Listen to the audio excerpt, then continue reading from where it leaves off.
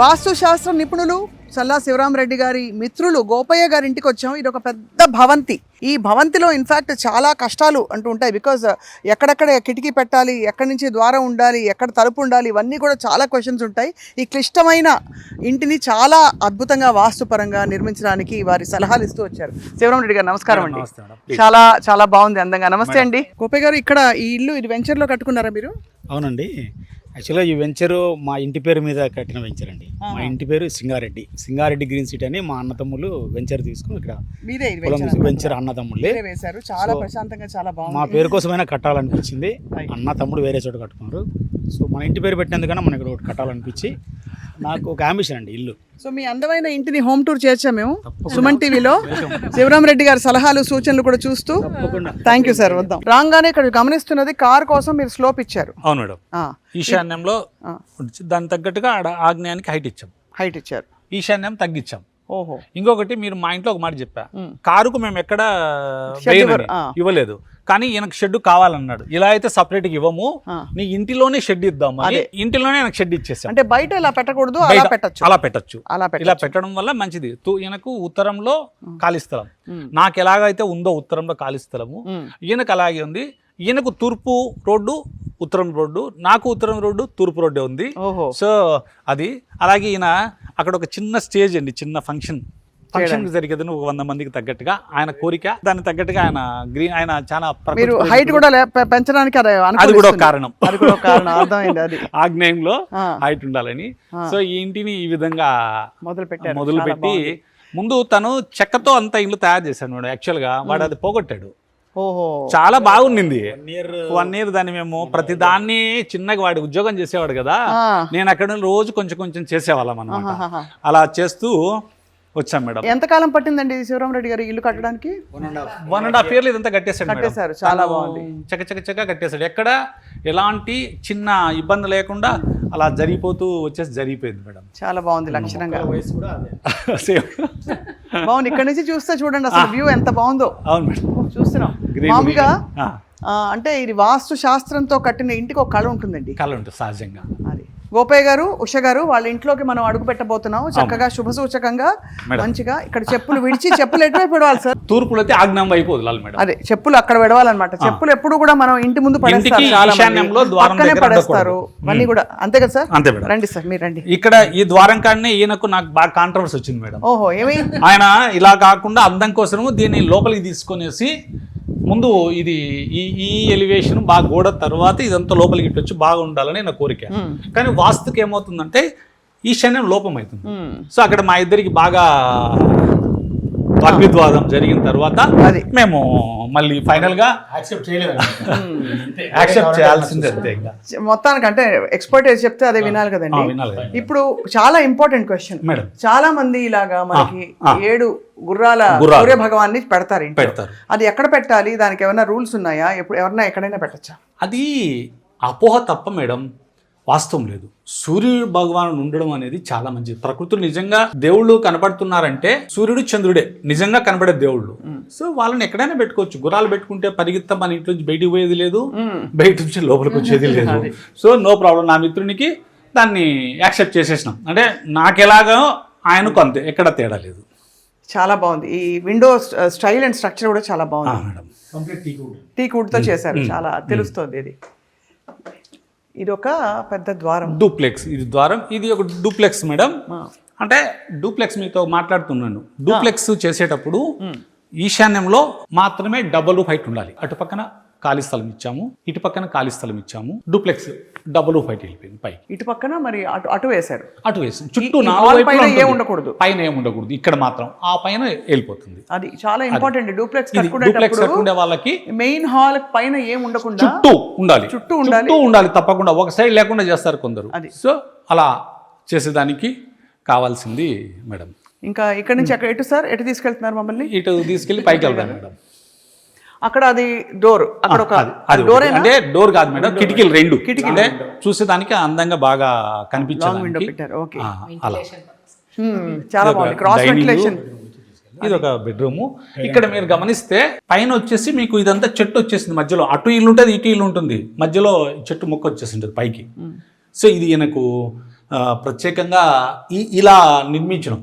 ఇప్పుడు కొత్తగా నిర్మించే వాళ్ళ కోసం నిర్మించే ఇట్లా కావాలి అంటే దాని గురించి ఆయన మళ్ళీ పరిశోధన చేసి ఇది ఓకే, చేసి బాగుందని దీన్ని ఇలా చేయాలంటే మనకు తూర్పులో ఖాళీ స్థలం ఎంత ఉంది, ఇక్కడ ఎంత ఉంది అని ఈ క్యాలిక్యులేషన్లు చేసుకున్న తరువాత మాత్రమే ఇది ఎన్ని అడుగుల్లో రావాలని చెప్పి ఆ మొక్కని ఇక్కడ ఇచ్చాం. ఇంటి కొడుకు తను ఆదాయ వనరుడిగా తనే అంతా పెత్తనం అనుకోవచ్చు, లేకుంటే మంచి ఇంటిది అన్ని చూసేవాడైతే కింద నైరుతులు ఉండొచ్చు, పెద్దలు ఈ వాయువ్యంలో ఉండొచ్చు, అలాగే పిల్లలు కూడా ఉండొచ్చు. దీనికి 2 రకాలు ఉంటాయి. రైట్, ఇక్కడ పెద్దలు ఉండే రూమ్ అన్నమాట. ఇది పెద్దలు ఉండే రూమ్ మేడం.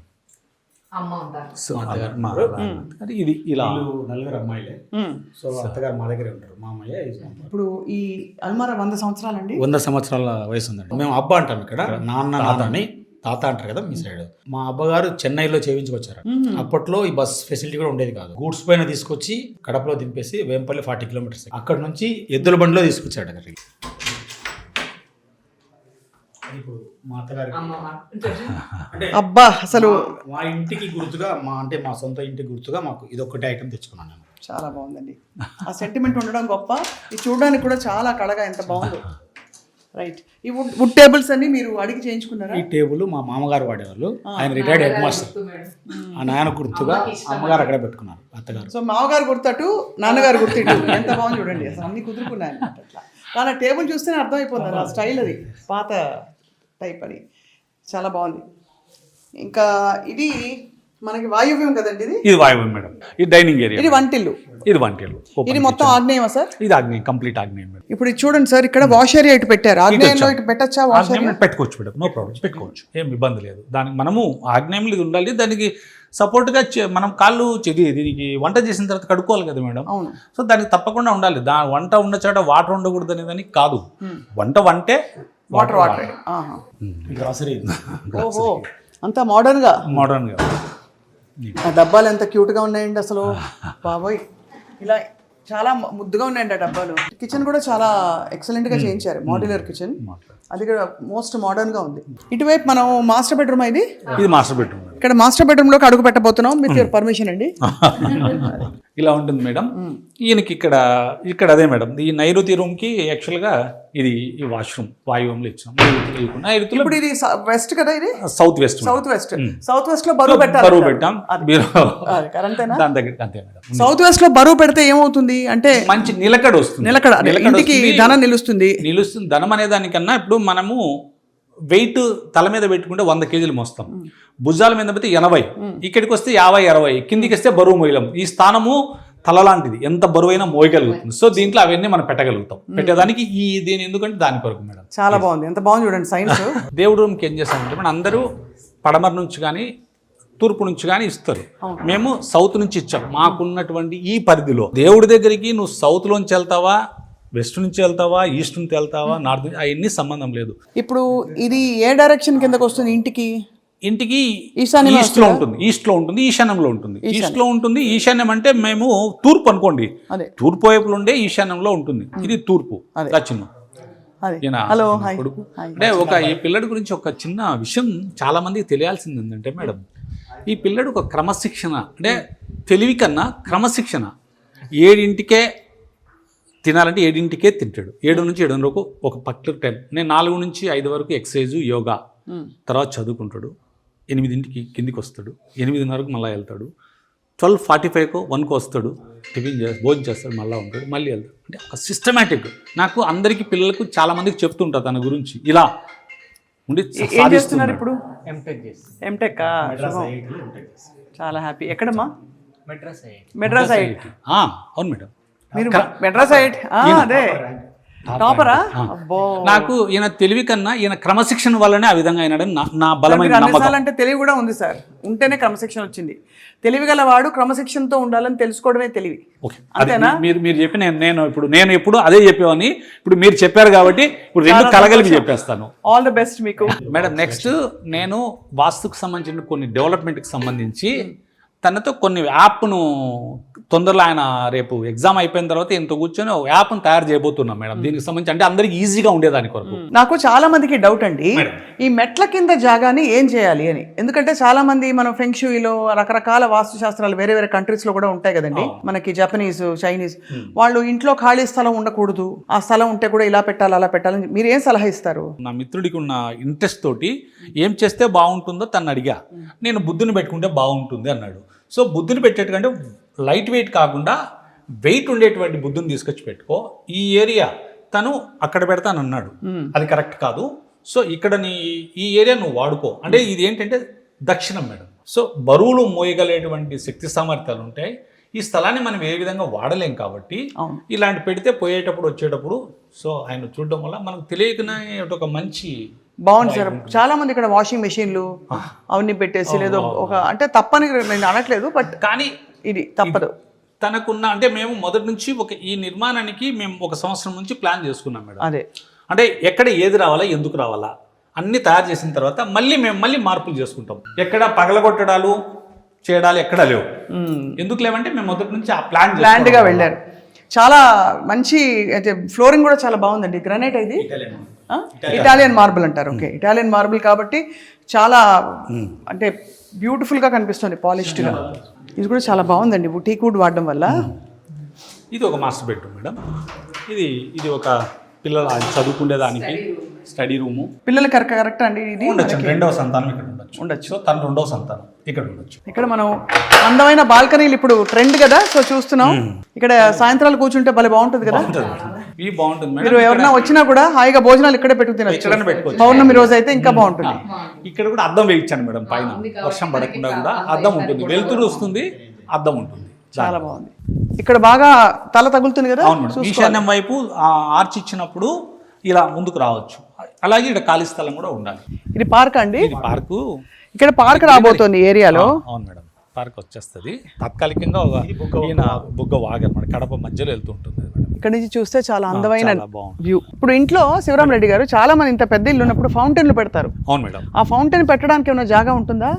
ఆ ఫౌంటైన్ అనేది 2 విధాలుగా మేడం. ఒకటి ఈశాన్యంలో పెడితే ఏమవుతుందంటే ఫౌంటైన్ హైట్ తీసుకుంటాం.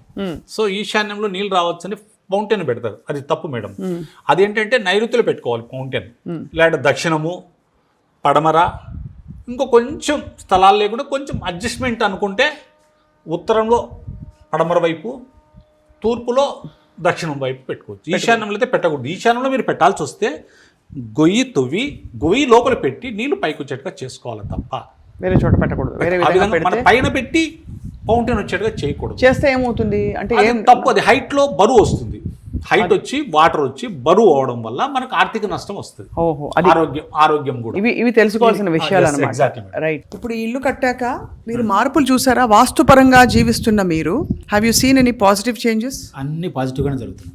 వాస్తవంగా చెప్పాలంటే అన్ని విషయాల్లో అబ్బాయికి సీట్ రావడం గురించి, మా పెద్ద అబ్బాయికి పెళ్లి కావడం గురించి, మా హెల్త్ విషయం కానీ, మా ఆర్థికంగా ఇబ్బందులు పడకుండా అందరం హ్యాపీగా హెల్తీగా ఉన్నాం.